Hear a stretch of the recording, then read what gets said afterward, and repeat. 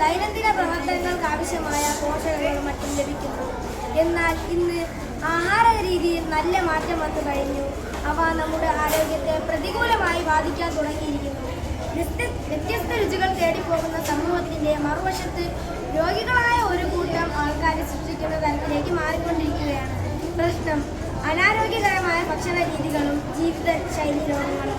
കാരണങ്ങൾ: സമീകൃത ആഹാരത്തിന്റെ കുറവ്, ആവശ്യത്തിന് കഴിക്കുകയും കുടിക്കുകയും ചെയ്ത് ഇത് കൊഴുപ്പായി സംഭരിക്കൽ, നാരുകളോട് കൂടിയ ഭക്ഷണങ്ങളുടെ കുറവ്, മൈദ കൊണ്ടുണ്ടാക്കിയ ആഹാരങ്ങളുടെ അതിപ്രസരണം, ഭക്ഷണത്തിൽ പച്ചക്കറികളുടെയും പഴവർഗ്ഗങ്ങളുടെയും കുറവ്, ടിന്നിലടച്ചും ഫ്രോസൺ ചെയ്തതുമായ ഭക്ഷണവസ്തുക്കളുടെ കടന്നുകയറ്റം, പഞ്ചസാര പാനീയങ്ങളുടെ അമിത ഉപയോഗം, ഊർജ്ജ കൊഴുപ്പിന്റെ ഉപയോഗം കൂടുന്നത്, ഭക്ഷണത്തിൽ ഉപ്പിന്റെ അളവ് കൂട്ടുന്നത്, വെള്ളത്തിനു പകരം സോഫ്റ്റ് ഡ്രിങ്ക്സ്, ചായ, കോഫി എന്നിവ ഉപയോഗിക്കുന്നത്. എഫക്ട്സ് ഓഫ് ദീസ് പ്രോബ്ലം: അമിതമായ ശരീരഭാത്ത ഉണ്ടാക്കാൻ ഇടയാക്കുന്നത് ഇത് ഡയബറ്റീസ്, ചില അർബുദങ്ങൾ, ഹൃദ്രോഗം, പക്ഷാരോഗം തുടങ്ങിയ ആരോഗ്യ പ്രശ്നങ്ങളിലേക്ക് നയിക്കുന്നു. ഉയർന്ന രക്തസമ്മർദ്ദം ഉണ്ടാക്കുന്നു.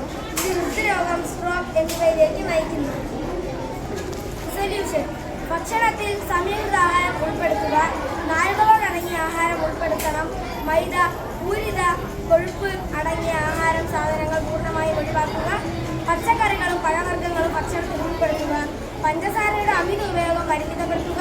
ഭക്ഷണത്തിൽ ഉപ്പിന്റെ അളവ് ക്രമപ്പെടുത്തുക. ധാരാളം വെള്ളം കുടിക്കുക. ഫീഡ്ബാക്ക്: സമീകൃത ആഹാരം കഴിക്കേണ്ടത് ആവശ്യകതമായി മനസ്സിലാക്കി.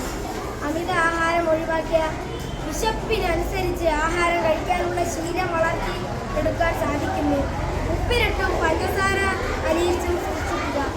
ആഹാര